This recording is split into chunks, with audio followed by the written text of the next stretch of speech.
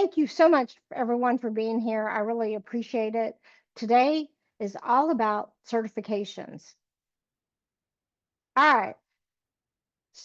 So we're going to talk about the overview and the benefits of certification. It is not just wall art. So many people get their certification, and then when it's time to renew, they say, didn't get anything out of this. Well, if you're not using it in a way, a strategic way, then what it is just a piece of paper. It's like getting a fishing license, and never going fishing, and then complaining that you never got any fish. Yeah, I am from the country, so y'all just have to deal with some of my unique ways of explaining things. But you need to be using this certification. So things to consider if you're not certified during the application process to make it easier and to make sure that certification does not get denied, and some of the mistakes you can avoid and ways to market. So this is a little bit about B2G Victory if you don't know anything about us yet. So we do help with the certifications and recertifications if you want someone to manage that process for you, or if you're unsure whether you qualify, we can do a certification review, and I can tell you what certifications you do qualify for. I have been doing certification since 1998. So I'm very familiar with the process and what is eligible, what is not eligible. Interesting thing is that during all of this certification process, I was the person who made that decision if it was eligible or not eligible. So done lots of site visits. I understand the certification process inside and out.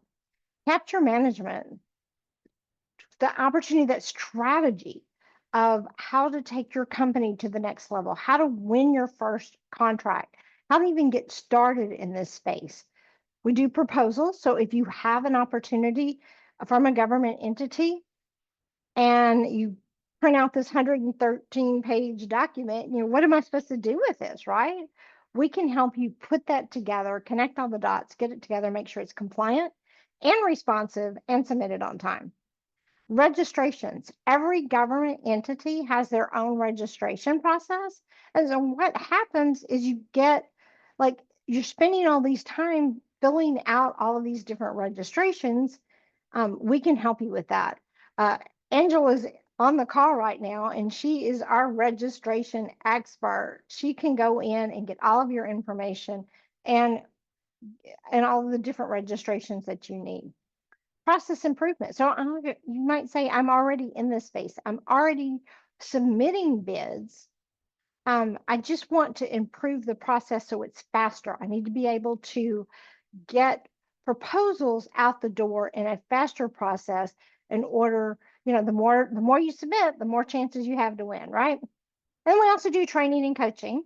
You see it here today. We also do one-on-one coaching.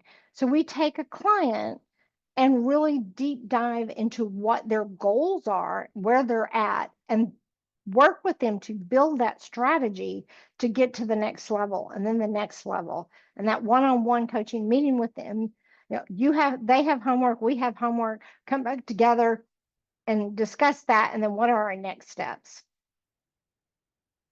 So here's our contact information. Julie and I are co-founders of B2G Victory.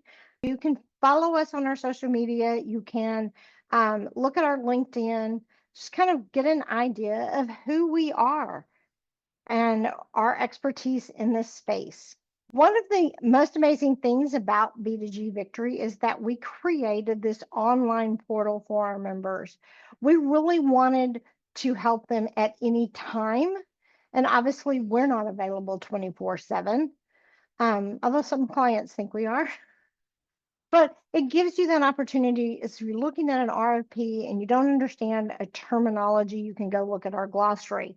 Or you just want to know how to even start putting your proposal together, you can go look at one of our videos on how to respond to an RFP, RFQ, or IFB. So basically, we wanted to help you gain some time. Like, instead of having to do all this research, it's that one place that you go. And we all know that time is money. If you can shorten your process, if you can get things faster, that's going to save you that money. because it saves you time. But basically, it's avoid the headaches or just saying, I'm not going to do this because I don't understand. So we're here to help you anytime. Log on to the portal, lots of information. So government contracting is a long range strategic plan. It usually does not happen overnight. Now, we've had some clients submit their first bid and win, which is amazing, but it's still a process to get to the point where you're ready to do a bid. Certification is a piece of that. So I'm going to say something very controversial for someone who's been doing certification for so long. Certification will not win you a contract. Let me repeat that. Certification does not win a contract. Your capabilities, your capacity, and your pricing. However, you must meet the small business goal to be evaluated in most instances, or at least show that you have a good faith effort. So certification is an important part of the government contracting space, but it does not win contracts. All right, so what are you going to do? Well, this week is over. It's Friday, and it has been a long week. So what are you doing this? Well, let's say next month, because obviously April's pretty much over too. What are you doing next month? Start making a plan of all the steps that it's going to take to get you to the point where you're at. And everybody's going to have a different set of steps. What are you doing next month? What are you doing next quarter? What are you doing? Oh, goodness, we're already talking about quarter one of next year. It's long-term strategic planning. All right. So let's talk a little bit of certification overview. In most instances, you must be 51% owned by a woman, minority, veteran, service disabled veteran for certification. There are some exceptions to the rule. Because Metro has an SBE program, so transit tends to have a race and gender neutral program. So anyone can be certified regardless of gender or ethnicity as long as they meet the small business standards. And in that case, the small business personal net worth maximum, it's 2.3 million, excluding your home and your business. So in that case, you could be certified regardless.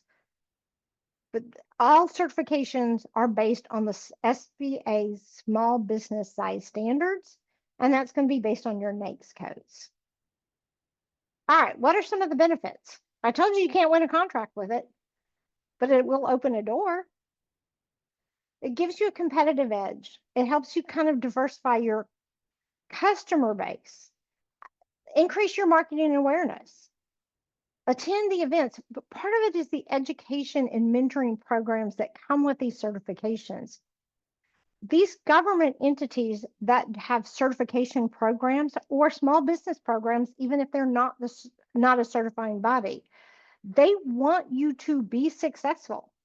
They can't meet their goal unless the small businesses are successful. So they provide education and mentoring programs. So wouldn't you like to have a mentor at one of these state agencies? So start thinking about that and looking for those opportunities, those mentoring, attend some of the education programs that they're offering, because it also gives you that opportunity to really build a relationship with that government entity. And certification and relationships are what makes this whole process successful. All right, so let's talk about the certifications. Now, there are probably people not from Texas on here. I know we had some people register that weren't from Texas, and we also had people register that weren't from the Harris County area. So keep in mind, although we're talking about Texas and we're talking about this area, there are certifications across the US. Most states, most large cities have some sort of business, small business or MWBE program. So while we're talking about our area, there is we're going to share some links to other areas. All right, first off, look at your client base. What certifications do my client need? So you say, well, I'm not doing any business with government entities, so I don't have any clients that need certification. Maybe, maybe not. Because if your client is doing business with a government entity, they need that certification to help them meet the goal. Second tier still counts. Time frame. How soon are you wanting to do business with this entity? Now, keep in mind, if an RFP or RFQ hits the street, it's too late to get your certification.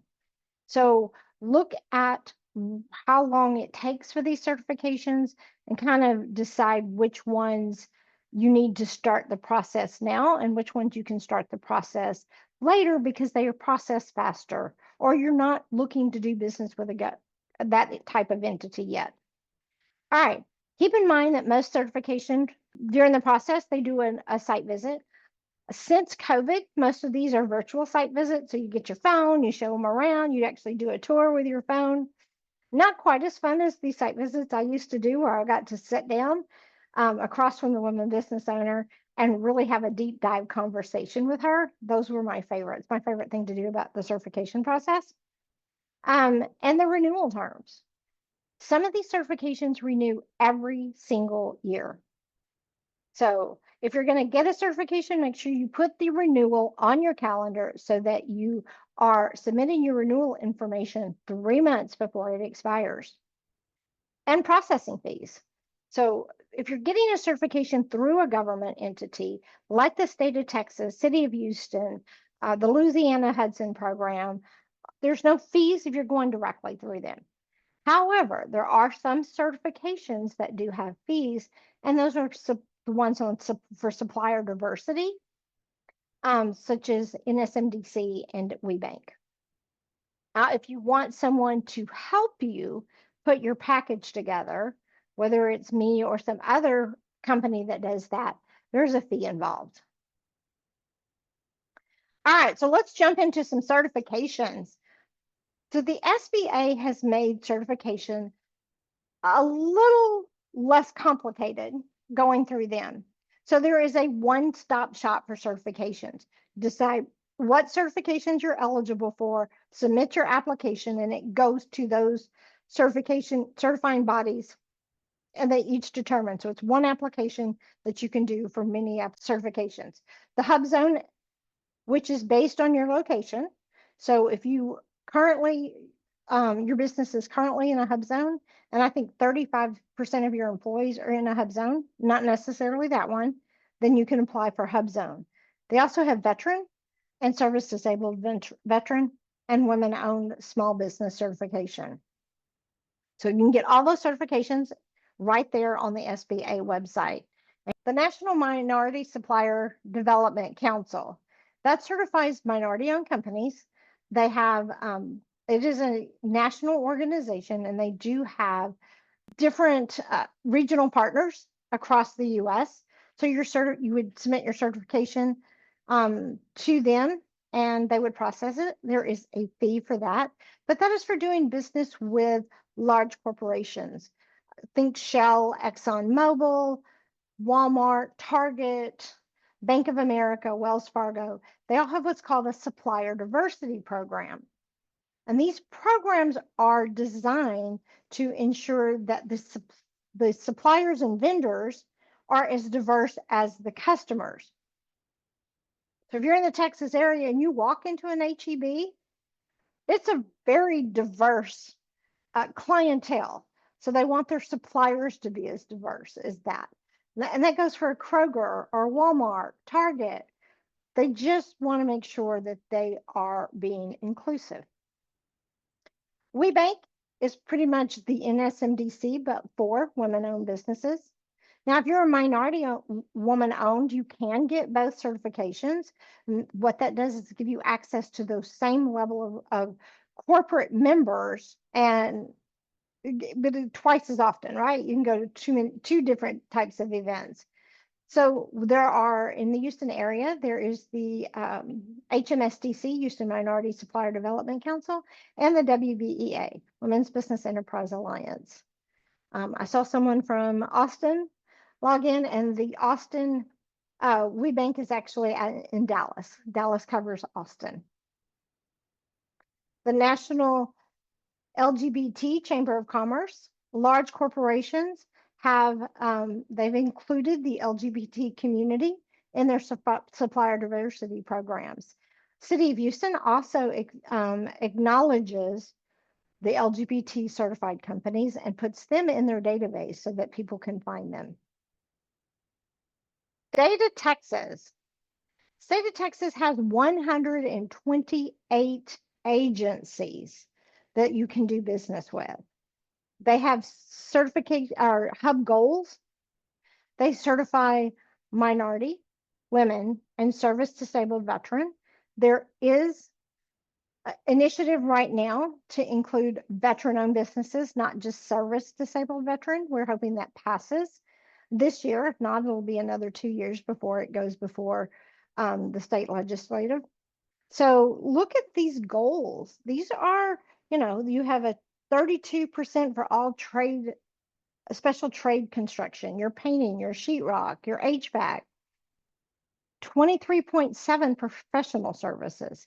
Now, these goals are the state goals. So each RFP or RFQ issued by a state entity might have a different goal depending on what they need and what they feel is available out there in the hub community. So the goals here are not always what's in the RFP. So you do need to read that to see what the goal is. So getting certified can, if you're going to self-perform, can help you meet that goal. And if not, finding other hubs that you can partner with to meet that goal. TxDOT. Now you think TxDOT is a state agency, right? It's a DOT, Department of Transportation agency. So they use, depending on the different, whatever RFP, they use different types. They could use an SBE, they could use a hub, or they could use a DBE. Where does the money come from? That's the certification they need. So you're really going to have to look at those RFPs closely to see what goals are in there. But you can go to TxDOT and get your DBE, or they may send you to a different entity to process it. But that DBE is one of the just about the only certification other than the ones for supplier diversity that is accepted across the US. So you can get it here in Texas.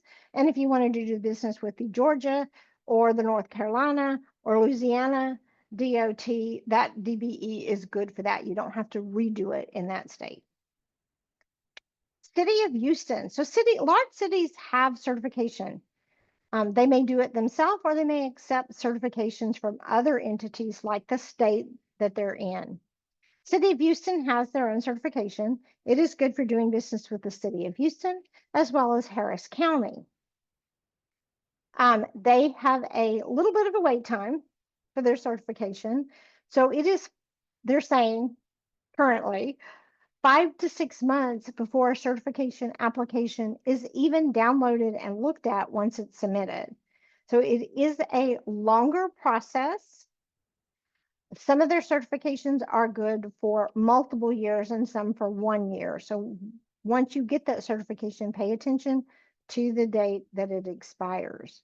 Because again, once it expires over 90 days, you start the process from start, and you don't want to do that. There are a lot of benefits if you want to do business with large cities to look at what certifications they accept, if they have their own certifying agency within them, or if they accept outside certification. All right, transit. We're going to talk about metro, but any transit, Dallas, the San Antonio transit, they have small business programs. They either do certification themselves or they use other people, but these certifications are small business. They are based, like I said, they're race and gender neutral, and any small business can get this certification. If you're in the Houston area, I always tell people, if you're going to get certified, start with Metro first. It's the easiest and the fastest to get. That certification with Metro is good with the Houston Community College, Fort Bend ISD, as well as Port Houston. So you're like, I'm not really interested in doing business with Metro, but understand that certification can be used in other places. All right. We did have someone from Mississippi, Travis County, City of Austin, which is Travis County, Bear County, and California that registered today. So we're going to go ahead and drop those links in the chat. I do hope you're there, but if you're here and can use that information, I did a little research just for you. All right, so we talked a little bit about the NAICS codes and how important they are. So this is the North American Industry Classification System. So basically, this is the code that you're going to use in 3 different areas. One, this is what determines your certification, your small business size. So your primary NAICS code is what determines your size. So just figuring out, looking at all the different NAICS codes that fit by using keywords. And when you do a search, I always tell people 1-word keyword works better. If you put multiple words there, it just kind of brings you a bunch of stuff. Put your main, like marketing, and then go through there and find the marketing, what fits your company in the marketing space. So they're updated every 5 years. So the second place that you're going to see them is actually on your tax returns. So pull your company tax returns, look at that NAICS code, type it into the 2022 search button, and see if it still exists. Because if it was one from 2017, it may not be relevant. And your CPA just puts a number on it and keeps going. So it's up to you to make sure that it is still relevant, still exists, and it is the main NAICS code that fits your company for the services you provide. Our second set of codes are the National Institute of Government Purchasing, because why would state, local, and education and the federal government all use the very same codes, right? Let's not make it easy. In addition,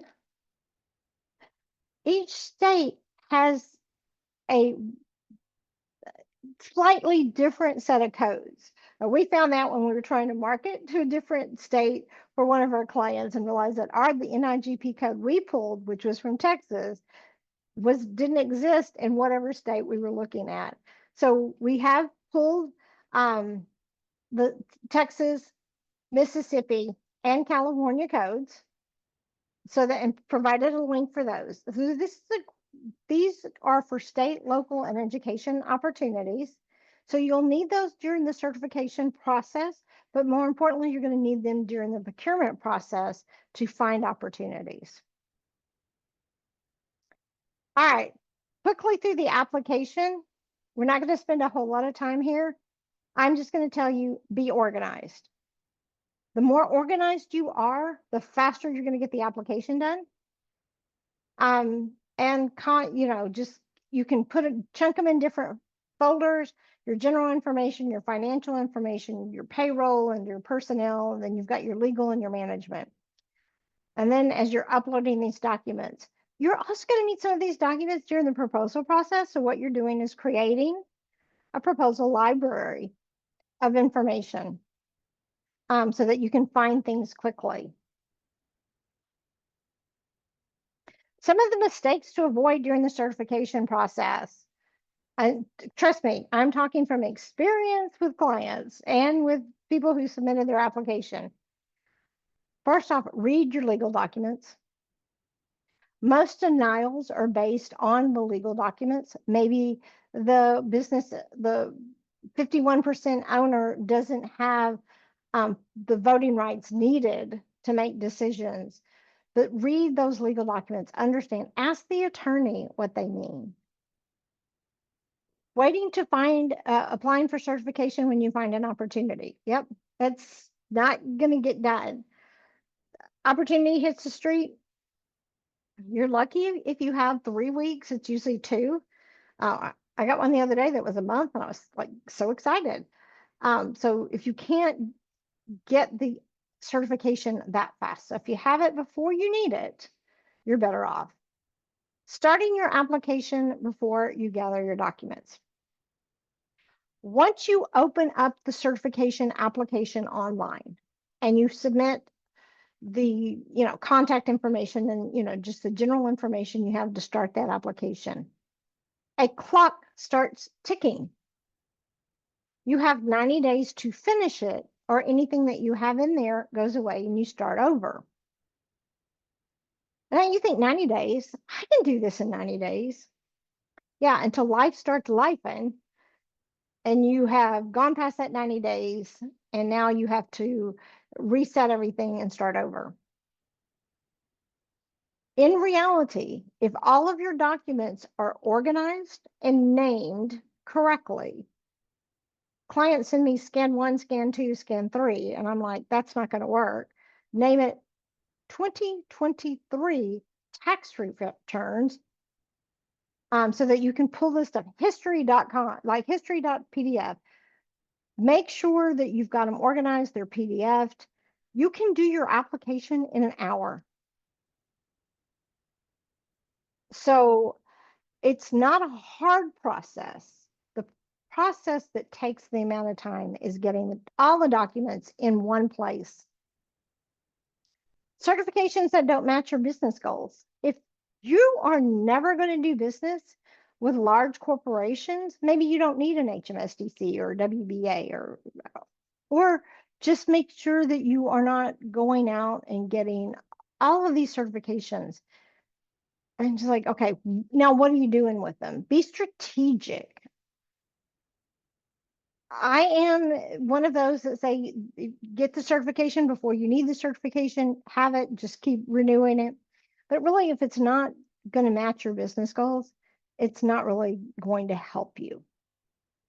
Owner's outdated resume. Clients will send me their resume and I'm like, this is awesome, except you don't seem to work at the business that you own. Maybe you should put something about that on there. And also, if you're updating your resume, update your LinkedIn, because the evaluators on the certification side are nosy and they're going to go look. Trust me. Expired certification. Again, once you let them expire, you start over. Nobody wants to do that. Once you get through the process the first time, you just want the renewal process is 30 minutes and you're submitting 3 documents. Like, it's super simple. Listing pending certifications on your capability statement. Just because you applied for certification doesn't mean you're going to get certification. So don't list it there. Missing signatures. If you are submitting your minutes, your bylaws, your LLC agreement, your lease agreement, that should have signatures on it. Not knowing your NIGP and NAICS code is just going to slow the process down. All right, so now you've got it. You've gone through the process, you've gotten your certification, you're waving that piece of paper, and you're also looking at it going, okay, now what? What do I do with it? Relationships, relationships, relationships. We talk about this all the time. There is a small business coordinator or a hub coordinator or some sort of assistance available at that organization to help you. Get to know them. Introduce yourself. Send them an email with your capability statement. Find an event that they're going to be at. Start building a relationship. So the easiest way to kind of show this is it's not just the government entity, it's also those primes that are doing business with those. You're helping them meet their small business goals. They're not a small business. They don't qualify in most instances, and they have to meet those goals. Or they may be a small business, but they still need other small businesses to meet the scope of work as well as the goals.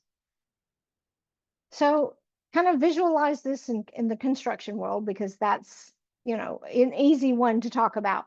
your general contractor, your painting and sheetrock, your electrical, your HVAC, your plumbing, etc. So knowing who's doing business with these entities helps. So we do sessions on how to research. So that would be a great one for you to attend is okay, now I want to know who's doing business with these different organizations. Or, we can do some one-on-one with you. So one of the first ways to meet a prime, show up at the pre-bid, pre-proposal, pre-submittal conference. So most of these are virtual. So you're on a Teams call, but you get the list of people who attended. And and if it's in person, you definitely want to be there because you're going to also meet the buyer and have that conversation with the buyer. You're going to meet everyone that's interested in it. So, what other small businesses are playing in my sandbox? Who's my competitor? Or can they be on a team with me? Who are the primes that I want to target? As well as I'm going to have a conversation with that buyer. That may be the only time you get to meet that buyer. So some of them list all of their pre-bids, and you can go in and watch them and look at the sign-in sheets. Talk about research. If you can get a list of people who attend these pre-bids. So we had back when I was with WBEA, we had a printing company, and they tried to go to as many pre-bids as possible, regardless of what the topic was or what the bid was about, because everybody needed printing, right? So you get all of this information and you start developing those relationships. So pre-bids are just gold mines. And they post who was there on that bid. So if they have a pre-bid, then they will actually come back and do an amendment that shows everybody who attended. Maybe you didn't get to go. You still know who was there, and that's important information. It's like doubling your odds, like going to Vegas. All right, we're gonna triple, quadruple our odds by meeting all of these different people. So you're gonna see the buyer, the small business liaison, the prime contractors, business development, project manager, estimator, depending on what industry it is, who's going to be there. Usually, if they're looking for new team members, they will have their small business liaison, because if they're not certified, they have to meet goals. So they're going to have a small business liaison or someone who's looking after the small businesses and recruiting them to be on teams. And you'll also meet other subcontractors. All of this is potential money. All right. So some of the things that a prime contractor may ask a small business to submit is your W-9, certificate of insurance, your certification, any licenses, that firm profile, a capability statement. They're going to let you know what they need. This is just a list of some of the things they may ask from you. But the most important part is for you to be organized so that you can respond promptly. I've had prime contractors say, you know what, we usually take the first one that responded because, if their pricing is right, because they really are, that responsiveness is important to us. So watch for these. Ask questions though. We get a lot of people come to us and say, I'm getting these requests. So first off, they should always give you the RFP information. Who's it with? The RFP number, so that you can go look at that RFP and confirm with them, this is the scope of work I can do. So have that conversation, so it's not just them using your name on their submittal. So here's some samples of requests that you might get. This one's pretty simple. We've got some subcontractor registrations, a little bit, more information. Some of them are on their website, especially construction, but I've also seen large marketing companies have the subcontractor web page on their website. Open bid opportunities, they may be posted on their site. Tellefson, I think a 7-page subcontractor application. But remember, you count, because if there is when there's a goal, they have to meet that goal. So those small businesses count, but not just the certification. The certification, while important, is not what's going to get you on that team. Again, your capabilities, your capacity, and your pricing will get you on the team, or it wins you the contract with that government entity. The certification is that will open the door. It helps meets the goal, but it doesn't help win the contract. You have to have the capacity and the capabilities. They're not looking for just your certification. And if they are, you don't want to do business with them. You want to do a part of that scope, and that will help you become a prime. It'll help you get the experience with working with that government entity. All right, marketing. We are going to talk about how to market the certification, because it doesn't do you any good if it's hanging on your wall. So different ways that you can just subtly tell people you were certified.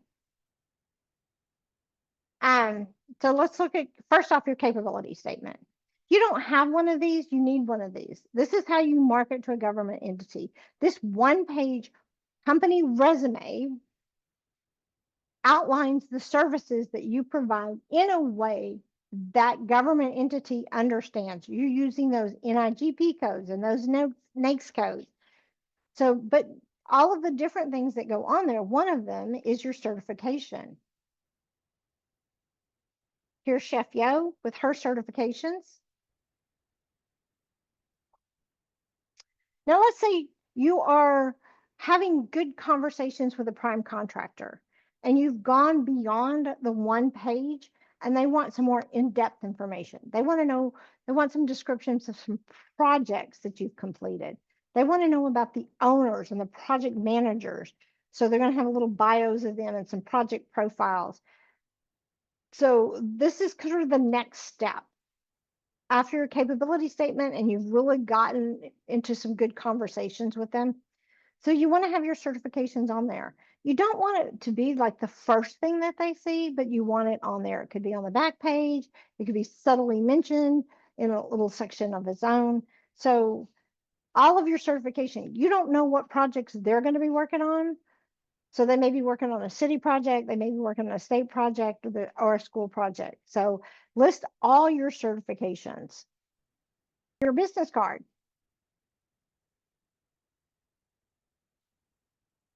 You can put them on the back of your business card. Honesty Construction has all of his certifications on the back of his business cards. Trade show materials. If you're going to do any trade shows, make sure your certification is on there. Sales material, any type of brochures that you have. Social media, put it on your LinkedIn. Let people know that you're certified. Handouts, flyers, brochures. If you are responding to an RFP or an RFQ or an IFB, make sure that you state that you are certified, and your certification. You can put it in different places in the response, and you want a copy of those certifications. But make sure you're looking at what certification that agency wants, and providing that certification. This is not an instance where you put all of your certifications. You want that one certification that they accept. If you are responding, you can put it in your cover letter or your letter of transmittal. You put it on. This is my favorite. We went out to eat here in Houston, and when we pulled up in the parking lot, this vehicle had their certification on the back of it. I thought that was really cool. So we were taking pictures of the back of their car. They probably thought we were a little strange. That's okay. Email marketing. We have it on our invoices that we're certified, in case that agency that's paying us needs to know. Now, I said you don't want to hang it on your wall.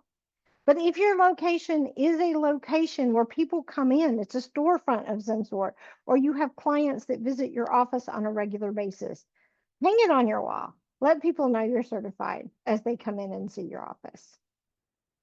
Keep in mind your long range strategic plan, not an overnight thing.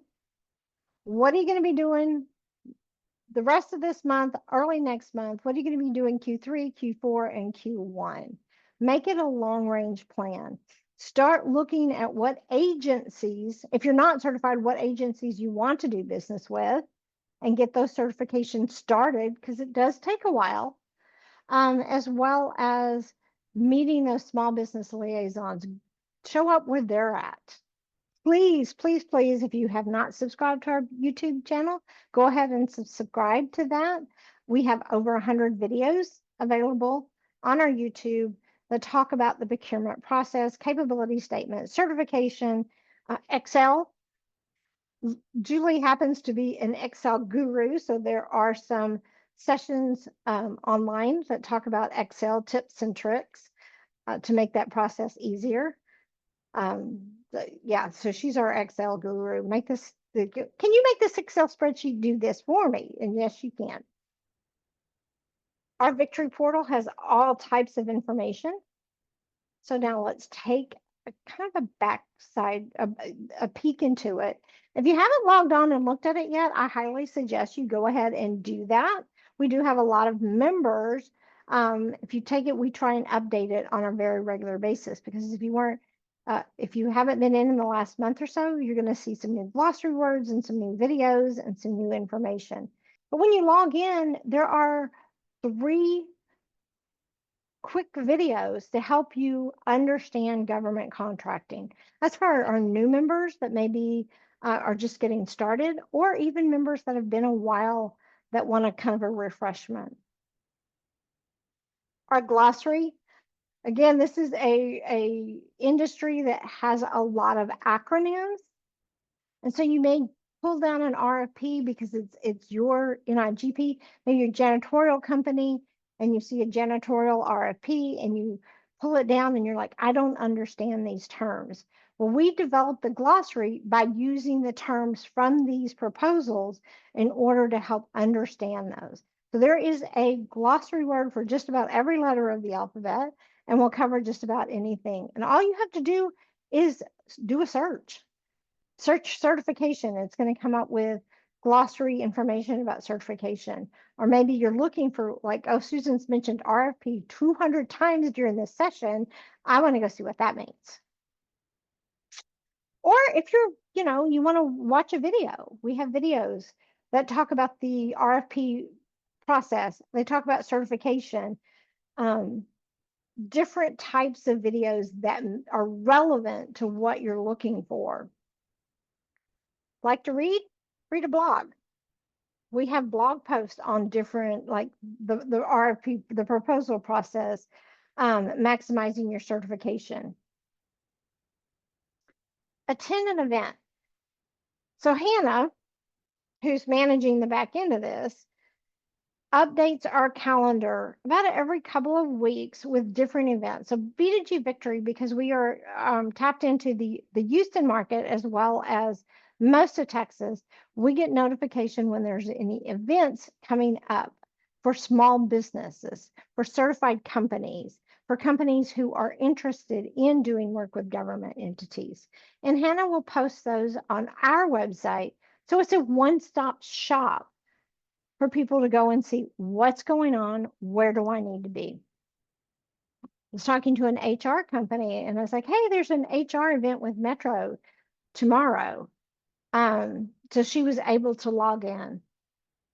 I did one for a veteran-owned business. So he and I were having a conversation and I said, hey, Metro has a fireside chat for veteran-owned businesses. So he went to that. He met the Metro small business team. All of them were there.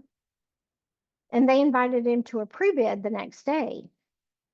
So he spent the day with about 5 really big primes that were going after a really big Metro project to manage one of their transit centers, like fully manage it. So it was a janitorial company. They were going to need a janitorial company to do the cleaning. So he got to ride a bus and talk to them and go to the transit center and walk around with them.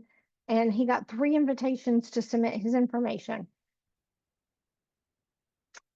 By attending one event led to another, and he's submitted 3 different subcontracting pricing to 3 different primes. Because with Metro, if you're a small business, you can be on 4 teams. So that one event led to those opportunities. So keep in mind that you want to make sure that you are suiting up and showing up. You might not be able to go to everything because there's almost too many events available, but pick and choose, be strategic. One of the tools that is on our website is the tool that we use internally to manage client information. During the registration process, during the certification process, during the proposal process, there is information you are going to need immediately. Our victory book is how we organize this. We did this out of, we had no choice. There was no way to keep everything in our heads. So we started creating like this Excel spreadsheet, and we fine-tuned it over the last 5 years so that it is a great resource for any small business or businesses getting into government contracting. Contact information, your NAICS codes, your NIGP codes, different codes that you're going to need during the certification, UNSPSC code. So you don't have to go back and look it up. If you're in SAM, and the place for your cage number and your UEI number, as well as your keywords that you use and a description. So everything on every registration is the same. It will save you time. It is time for you to ask your questions. It does not have to be certification related. We can pick Susan's brain and see if she can answer whatever question you throw out there. I would love to hear what are your challenges in this government contracting space, not just with certification, but in general. All right, Tiffany. Good afternoon. Thank you so much, Susan. I really appreciate your webinars. You guys do an amazing job. I told Julie that yesterday on LinkedIn. Oh, Um, thank you. no, thank you guys. Okay, because you guys are helping us overcome hurdles. So short question. I'm in year 3 of running the business that I run now. We're Texas Electrical and Mechanical Solutions. I've introduced myself in the chat to those that I haven't met yet. One of the friction points that we're having in the space, and maybe you could speak to it given the level of wisdom that you have, because you've seen quite a bit, um, is navigating the bonding aspect of our bids, regarding some of the bids that require bonding. Mm-hmm. And I should have said this is a 2-part, and also getting ahead of the curve enough to where we understand the procurement plan for said agency or organization, and tapping into the way that organizations like ours have bid before. And we're able to see that granularity with some agencies.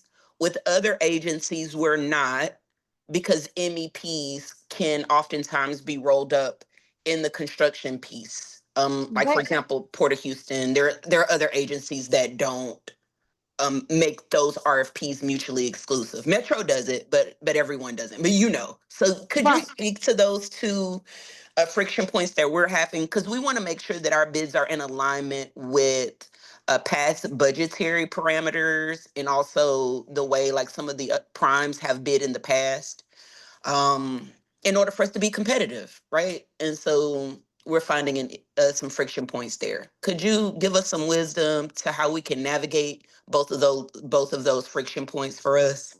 Okay, so let's start with knowing what's coming down the pipeline. Most of these agencies have a procurement plan. Some of them will post them online. Port Houston does, Metro does, about what's coming down the pipeline. Metro breaks it out as to what subcontractors are going to be needed on those projects. So that's where your MEP would come in. For a Port Houston project, it's going to get rolled up. But starting that relationship with those large primes is going to be important at this point before it hits the street. So, looking at so like Vaughn Construction, McCarthy are large primes, and start those conversations with them now. Again, show up where they're going to be, find out who the contact person is. You can also request, go back in and do a request for information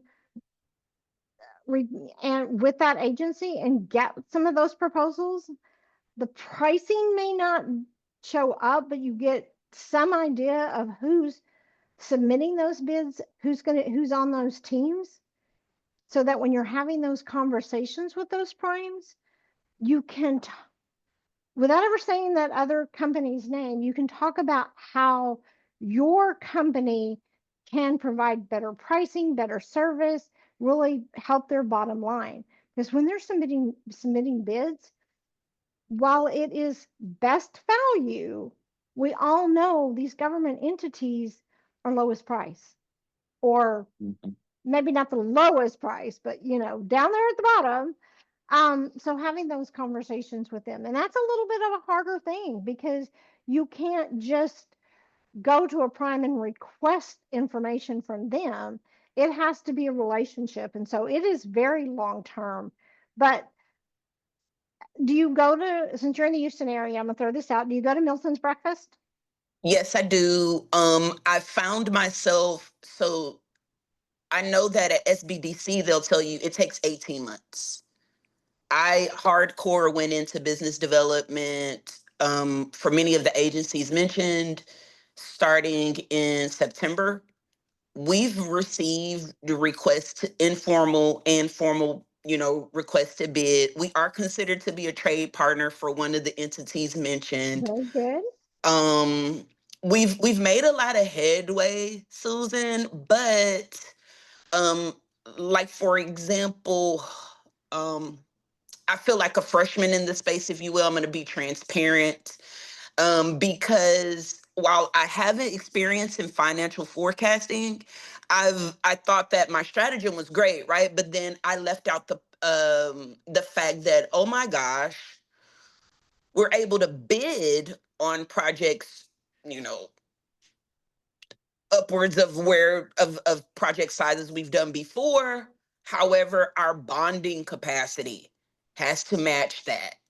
And Yes. so I found myself developing all these relationships. We've done all the things, much of what you mentioned here, HMSDC, all of the certifications, leveraging those, getting in the cohorts, all the things. Hmm. But then it's like, oh snap, I'm only bondable for 3 million, and based on my own forecast, I'm bidding on projects upwards of that amount. What do I do? You know, and that's, I know there's a fine line of how to navigate that. I know you've seen this before. So I'm like, I see what it do a I lot. do? Because when you go to your bonding company, they look and go, you want to increase your bonding level from 3 million to 5 million or 10 million. And your financials aren't there yet. And you show them your forecast and they're like, yeah, that's all nice. Exactly. We're looking at the money in the bank right now. So it is a having conversation, and if your bonding company is not hearing you, maybe it's time to look at another bonding company. Okay. Um, so you want one that's willing to work with you. It's like maybe you can't go from 3 million to 5 million, but can I up it? Can I increase it? Have a plan of how much I can increase it each 6 months, because I've got the Hmm. money coming in. My forecast is working. I'm doing the work. I'm winning the bids. I'm being the subcontractor. I'm doing all of this stuff. But again, when you're in the government contracting space, you're looking at a 30 to 60, 90 days before the money hits the bank account. Yep. But if get a bonding company that will work with you. Look, I have this contract. The money will come in. I'm doing the work. Um, and because at a certain point you can't bid anymore. Yep. Yep. And And that so feels so counterproductive, Susan, because it's like, wait yes, a minute. Exactly. Yeah. so now you're kind of stuck, right? So you need to find a bonding company who's willing to work with you. I've got a couple of names that you can have a conversation with. Yes. But it bonding is definitely at the end of the day, it's based on your finances and the money in the bank account. Mm-hmm. So, but there are bonding companies that are willing to sit down and plan with you of how you can increase it in incremental amounts. Okay, I appreciate that. That'll add so much value. I know to like not only my organization but others. Hmm. Um, we're in converse. So some of the bonding agents that we see at the Meet the Buyers, they're amazing. Yeah. Okay, so you know there are a few that have been like kind of guiding me through. This is how you'll probably need to navigate. The hardest part of it for like companies like mine that are like grasshoppers and are like, okay, we're ready to go, and then it's like, well, you need to slow down, young grasshopper. So, You're like, no, I don't want to. I don't want to. I got people I gotta keep on working. but thank you so much. I really appreciate that feedback. And then I guess I'll look in the chat or email for any recommendations you have, surety companies that might Just be yeah, interesting to just work with. Okay. email me and I will get you that information. Like I said, I have a couple of really good ones that I trust. Okay, great, great. I definitely will. Thank you so much. I appreciate it. If you would like a 15-minute consultation with either Julie or I, go ahead and book some time with us. Julie is a certified proposal manager. I also do proposals, but my passion is the certification piece. So I do suggest if you want certification questions, you book with me. Proposals, you can book with any of us. Or if you just have questions like Tiffany said on bonding, we can do our best to answer those questions in during that consultation. And that is our presentation for today. I hope you enjoyed it. I hope everybody has an amazing weekend and a great next week. Thank you very much.